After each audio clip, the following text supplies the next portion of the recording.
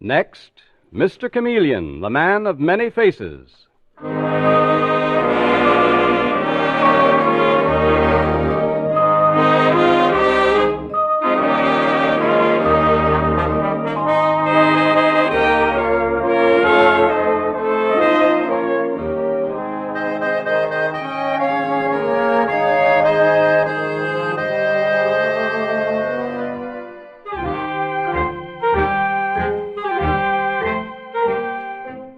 Tonight, we again present the famous Mr. Chameleon of Central Headquarters in his most famous cases of crime and murder.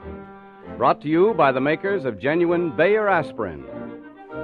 As all of you know, Mr. Chameleon is known in the police as Chameleon, the man of many faces, who appears in various disguises to track down his prey. The audience always knows who Mr. Chameleon is, but the criminal he is tracking down seldom does. Tonight we give you Mr. Chameleon and the Case of Murder and the House of Whispers.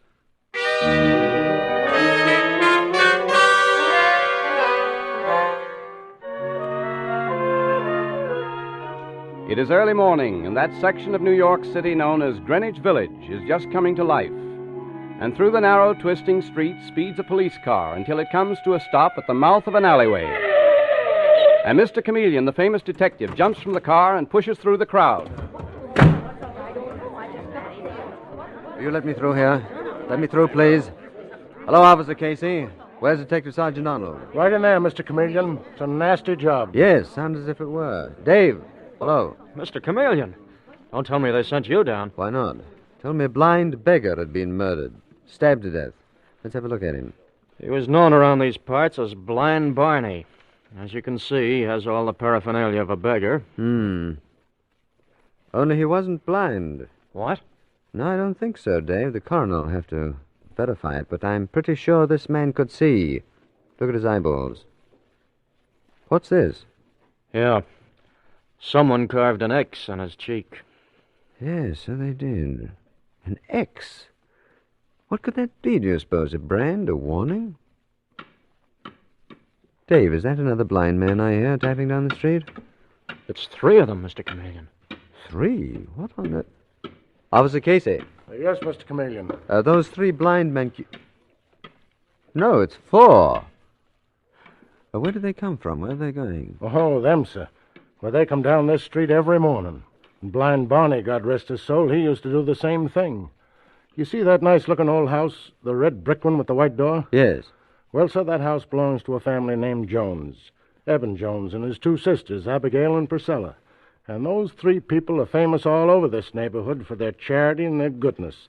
They never turn anyone away.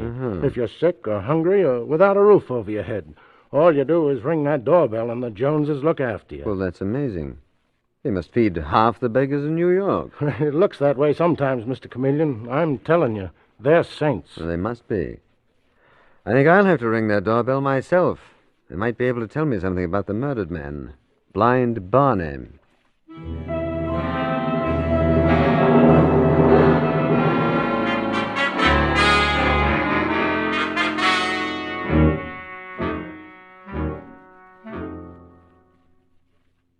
Mr. Chameleon, this is a horrible shock. That poor beggar, Blind Barney, has been coming here for years. He always seemed the soul of gentleness. Isn't that right, Priscilla? Abigail? Oh, yes, Eben. Yes, indeed. It seems so hideous that anyone should murder a blind man. A helpless creature like that. Alone and destitute. Only he wasn't, Mr. Jones. I beg your pardon? He wasn't destitute. We found $300 in cash sewn in the inner lining of his coat. Also, he wasn't blind. He could see as well as we can. Oh, no. Oh, Eben. Poor old lost soul. You're very tolerant, Mr. Jones. My dear Mr. Chameleon, you as a detective must know a great deal about human frailty. So do we. This isn't the first time that my sisters and I have been fooled. But I'd rather be fooled a dozen times over than to turn away one deserving person who needs my help. Mr. Jones, there aren't many like you in this hard-boiled world we live in. I'm simply following the teachings of my father. He was a very great man, wasn't he, Abigail, Priscilla? Oh, yes. Yes, indeed, Eben. He was a New England shipbuilder, Mr. Chameleon. He left a fortune to me and my sisters here. along with the provision that we devote our life to good works. We've tried our humble best to live up to his example. Well, I should say that you've succeeded in a big way, Mr. Jones. How many beggars do you feed here a day? Between 30 and 50. I must show you through the house. We have a special room where they sit and a special kitchen. Jose, that's our cook, must put up 100 sandwiches a day. Mary Smithers distributes them. And, who is Mary Smithers? Oh, she's a perfectly darling girl. A perfectly darling girl. Indeed she is, Mr. Chameleon. A sort of combination secretary and little mother of the poor. Well, here she comes. Oh, dear, who's going to tell her about Blind Barney? You'd better tell her, Eben. Yes, I guess I had. She'll be upset. She takes such an interest in all of them. Mr. Jones? Yes, come in, Mary. My dear, I want you to meet Mr. Chameleon, the famous detective. How do you do, Miss Smithers? How do you do? Mr. Jones, what is a detective doing here? And what's that crowd down the street? Mary, I have a shocking piece of news for you, my dear. The man that we know as Blind Barney has been brutally murdered. Murdered?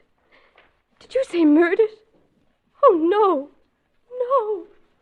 Mary. Miss Smithers, you... Oh, my gracious, she's fainted. I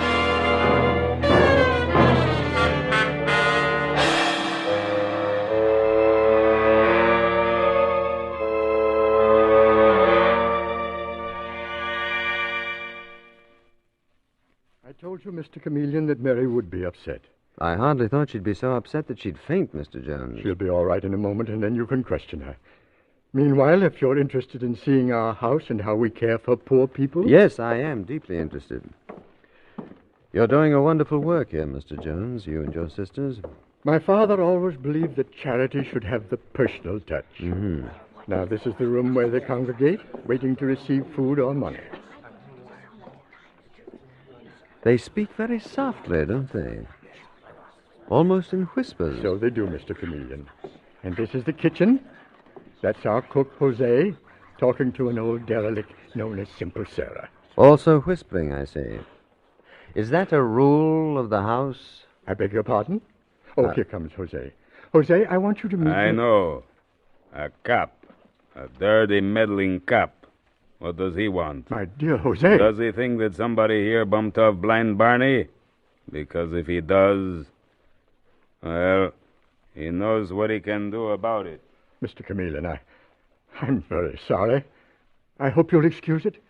Jose has a strange background. Criminal? Well, semi-criminal. He came to me down and out, and I gave him this job as cook. I have every belief that we'll rehabilitate him eventually. You have great faith in humanity, haven't you, Mr. Jones? Great faith. No one can take that away from me. What was that? Good heavens. Sounds like Mary Smithers. Come on. Miss Smithers. Yes, Mr. Chameleon, I'm really frightfully embarrassed.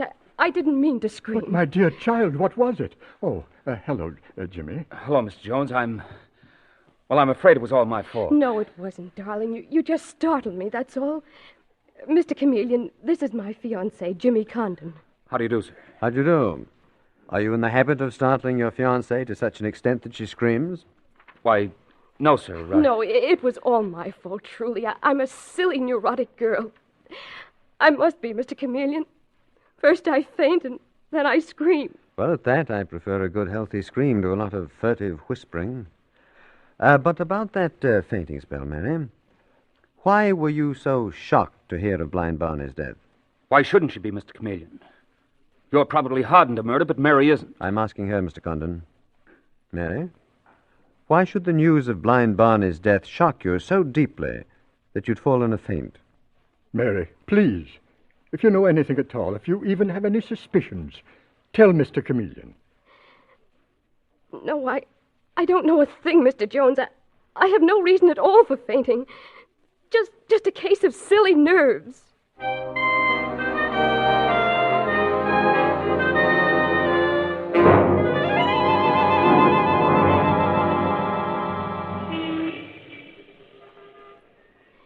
Jimmy. Yes, darling?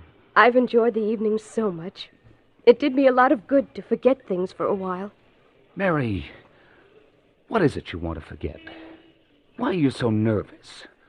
I thought you liked your work, and The Jones adore you. They treat you like a daughter. The Jones have nothing to do with it, Jimmy. They're wonderful, all three of them.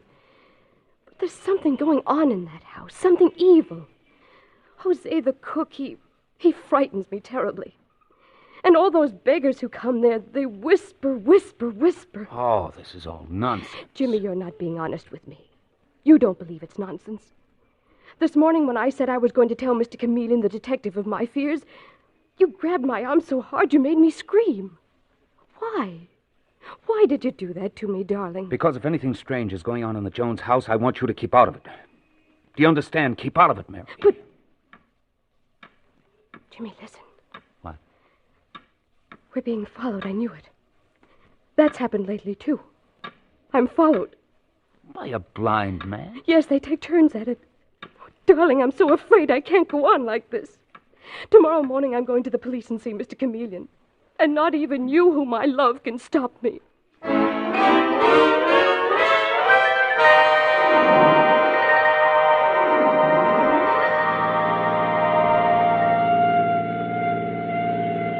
Mr. Chameleon, I demand to know where I'm being taken. I demand to know what this is all about. You'll find out, Jimmy, in just a moment now. You still haven't told me where you were last night. Of course I told you. I had dinner with Mary. And then? I took her to the movies. And then? We took a walk. We had a cup of coffee at a place on Sheridan Square, and I brought her home. Then? I went home. As you know, Mr. Chameleon, I'm a bookkeeper at a dress manufacturing house, and we're stopping. Mr. Chameleon, this is the Jones house, and what's all that crowd doing around the entrance to the basement? I'll show you, Jimmy. And don't try to get away. There. That is the girl that you were supposedly in love with. Mary. Mary.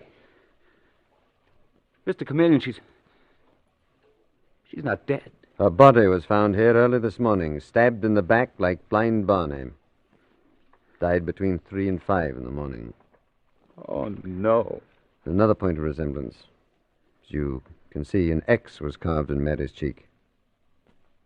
Jimmy, what does that mean? Have you any idea? Me? No, you don't think that I did it. I was home and in bed. I can't prove it, but I was. I'm afraid you'll have to prove it. Jimmy. What? Jimmy. Mr. Jones. Oh, Jimmy, in the name of heaven, did you do this terrible thing? No, I swear it. Don't lie. If you killed Mary, if you suspect who killed her, if you think of any reason why anyone should murder that sweet girl, say so now. Confess, Jimmy. Confess, my poor boy, for the good of your soul. I have nothing to confess.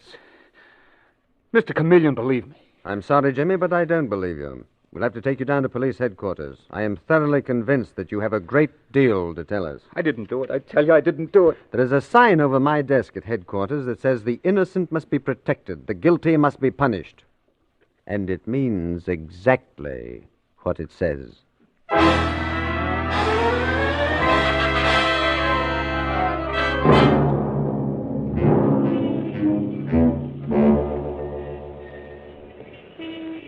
Hi, Mr. Chameleon. Hello, Dave. Everything under control? Yeah. Jimmy Condon's being held as material witness to Mary Smithers' death. But we can't get a thing out of him. He says he didn't kill the girl and he doesn't know a thing about it. Mm-hmm. Say, the commissioner's pretty anxious to see you. Yes. I've been standing here fascinated, watching the beggars troop into the Jones house all morning long. Been quite a procession. I think I'll have to join it. You mean you're going into the Jones house disguised as a beggar? Oh, not as a beggar necessarily, just an old derelict. I want to get in there. I want to circulate among them, see if I can't hear what the whispering beggars in the House of Whispers are saying.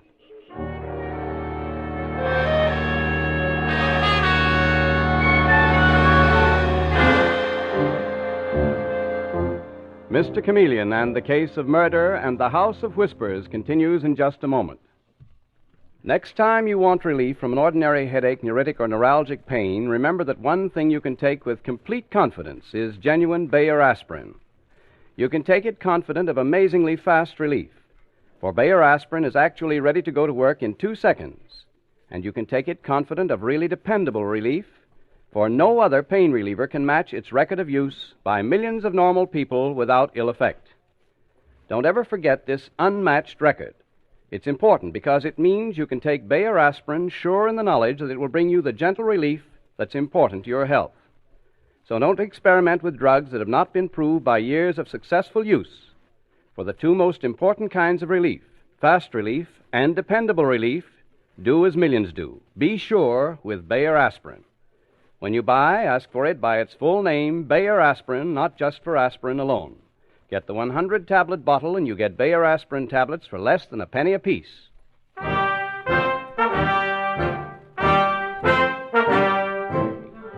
And now back to Mr. Chameleon and the case of murder and the House of Whispers. It is the following morning, and in the office of the police commissioner, the commissioner and Detective Sergeant Dave Arnold are talking together, and Dave is saying, Look, Commissioner, you know as well as I do that Jimmy Condon murdered Mary Smithers. He sits there in his cell and he won't open his mouth. Why? Because he's got nothing to say. It's an open and shut case. Now, don't let Chameleon hear you say that, Dave. He doesn't believe there's such a thing as an open and shut case. All right. He's smarter than I am. I agree. I don't come any smarter than he is, but... Dave, did you have to add that but? Mr. Chameleon. I'm sorry. I'm just practicing up on my eavesdropping. Expect to do a lot of it from now on. Well, what do you think? I have a chance to get by, Commissioner? My gosh, you'd fool me. Where'd you get that 5 days' growth of beard and the inflamed eyelids? You look terrible, Mr. Chameleon. Why, thank you, Dave. Most of it's makeup, since I haven't had time to grow a beard. Yes, but the trembling hands, the shuffling walk. I'm telling you, you'd fool me. Those beggars are harder to fool than you are. I talked to that stool pigeon that we use on the Bowery. He's going to sponsor me. He's going to spread the word around that an old bum named Joe Tracy has just hit town. And you're going to the Jones house disguised as Joe Tracy? Yes, indeed, Commissioner. You see, Joe Tracy goes anywhere where he can get a free handout. I might add that old Joe is very, very deaf. So deaf that perhaps when he's in the room, people won't feel it's necessary to talk in whispers.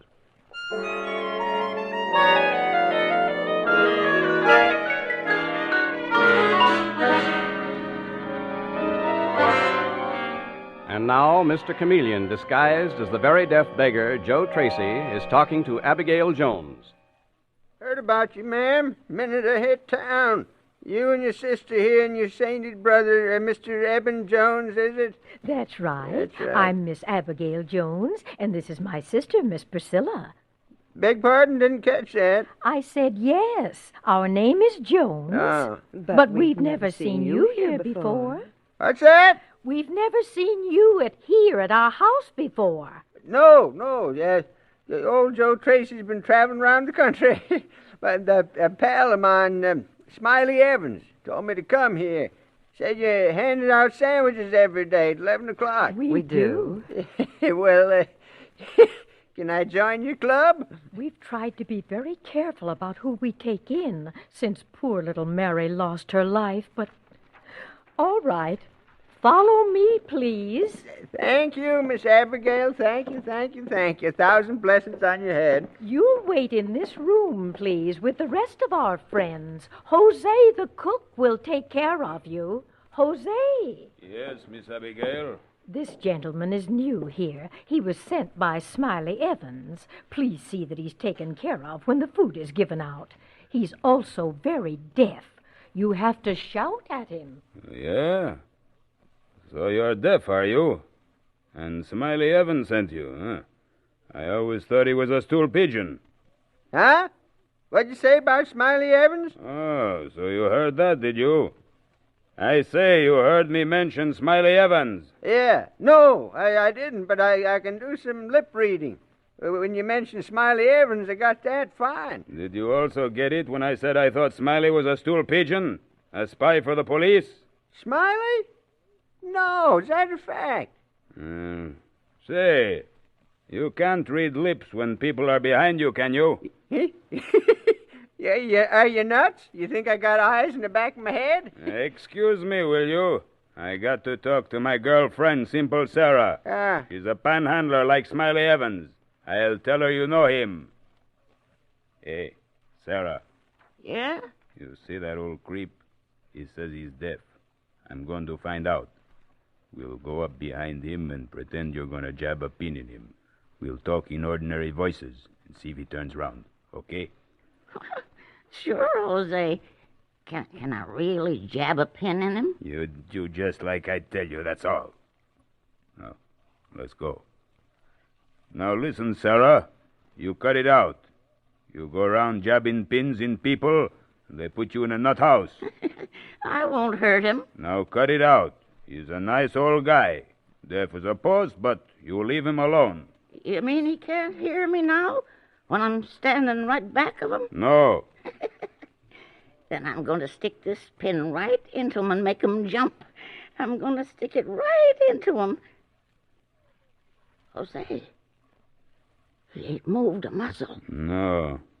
I guess he was on the level. He's deaf all right, and like he said, you can't read lips when the person is behind you. Can't I stick him? No. All right, Sarah.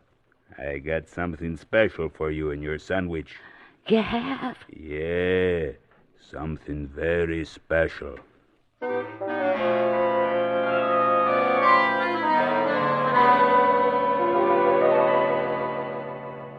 So I won the first round, Commissioner. Jose, the cook, was convinced I was deaf, and when Simple Sarah got in line to pick up her sandwich, I was right in front of her. I distracted her attention and switched the sandwiches. And look what I found hidden in the meat spread. What is it, Chameleon? A little packet of white powder. What? Mm-hmm. Narcotics. Dope. Exactly. How is that for a tasty morsel? The darndest sandwich I ever saw. That explains why we've picked up so many drug-crazed killers lately. So that's the way the dope's been circulating, through the beggars and the derelicts. Using a man like Eben Jones and his sisters for a front. Using their home as a clearinghouse for that rotten traffic in dope. Well, we'll take care of that, and fast, too. No, wait, Commissioner. Huh? Before you pick anyone up, Simple Sarah or Jose... But, Chameleon, don't you realize that Simple Sarah must have already reported that you got the sandwich that was intended for her? Of course I do. They're on guard. They're on the lookout for me. Yes, and they'll waylay you and murder you the way they did Blind Barney and Mary Smithers. Who will? Simple Sarah? Jose? One of the other derelicts? Which one? That's what I want to know. And that is what I intend to find out tonight. But, Chameleon... One other thing, Commissioner. Release Jimmy Condon. If he's in on this narcotic ring some way, he'll be waiting there at the Joneses' house for me. What are you going to do? I'm going to return the sandwich. I'm going to stand in the entrance hall with the whole house at my back and give the killer plenty of room to move up behind me. Because, don't forget, Commissioner, I am disguised as a deaf old man, old Joe Tracy, and I can't hear a thing that's going on behind me.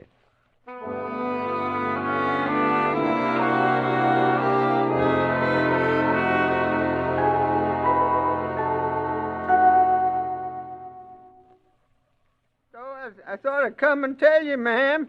Miss Abigail, ain't it, Miss Abigail? Yes, I'm Miss Abigail. Yeah. So I thought I should come and tell you, seeing you've been so kind. Don't want you to get in no trouble with the police or nothing. The police? Sure, you and your brother, Mr. Eben Jones, you're angels from heaven, but there's somebody in this house that... I ain't talking too loud, am I? Well, you're not exactly talking quietly, Mr. Tracy. And I still don't understand what it is that you want. It's so late at night. Yeah, I know, Miss Abigail. I'd have come sooner, but I couldn't get uptown. Anyways, here's the sandwich Jose, the cook, gave me by mistake. So he came, Eben. Yes, Priscilla. I thought he would. He brought the sandwich, too. Hey, you listening? Miss Abigail, you look so scared. No, Mr. Tracy. I'm listening, but... Yeah, well...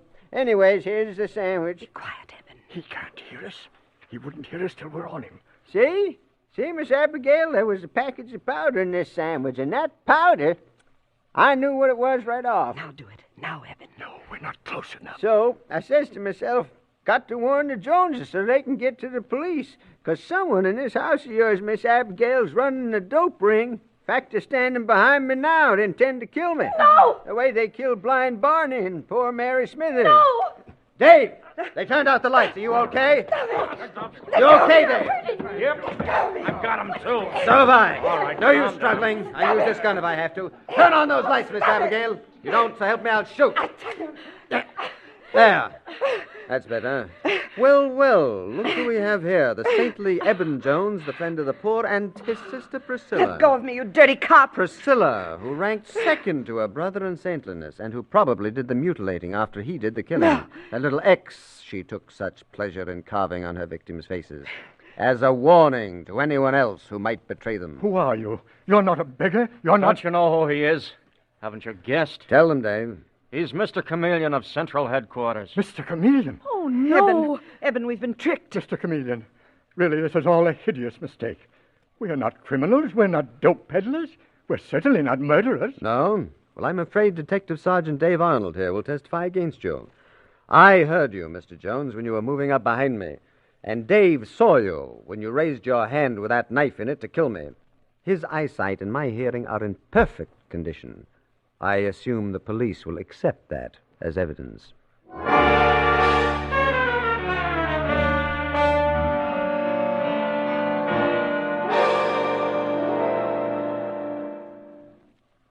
So Eben Jones and his sisters finally confessed, did they, Mr. Chameleon?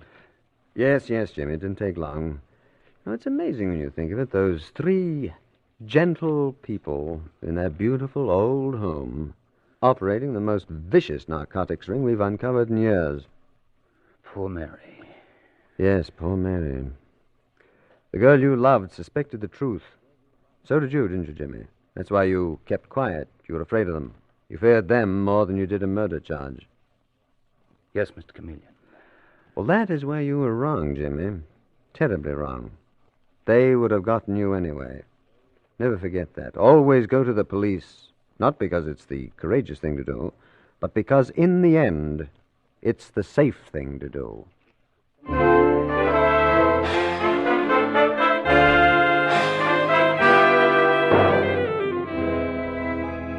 And with these words, Mr. Chameleon concludes tonight's murder case.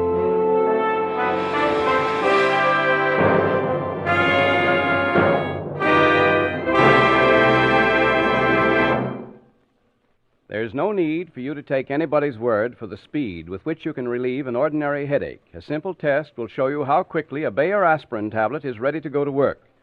Just drop the tablet in a glass of water and watch what happens. How quickly it disintegrates indicates how quickly it's ready to go to work. And as you'll see, it starts to disintegrate before it reaches the bottom of the glass. Because Bayer aspirin does the same in your stomach, because it's ready to go to work in 2 seconds, it brings relief with amazing speed. So for fast pain relief, take advantage of Bayer aspirin's remarkable 2-second action. And when you buy, ask for it by name, Bayer aspirin, not just for aspirin alone. Get the 100-tablet bottle and you get Bayer aspirin tablets for less than a penny apiece.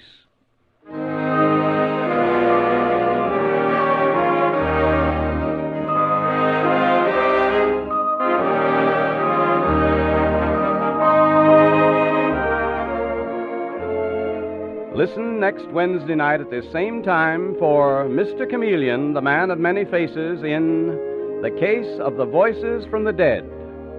The part of Mr. Chameleon is played by Karl Swenson, with dialogue by Marie Baumer from the original story by Frank and Anne Hummert.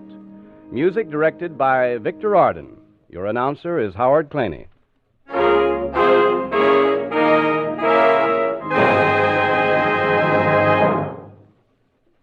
After years of work, a revolutionary new toothpaste has been developed called Lion's Toothpaste.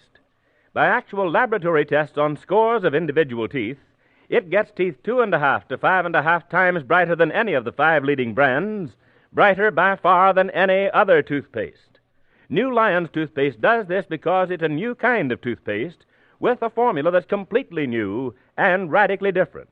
A remarkable toothpaste that cleans without soap and polishes without chalk. Try it. Ask for Lion's Toothpaste.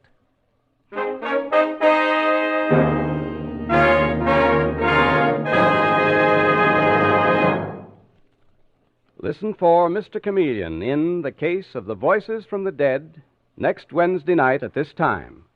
This is CBS, the Columbia Broadcasting System.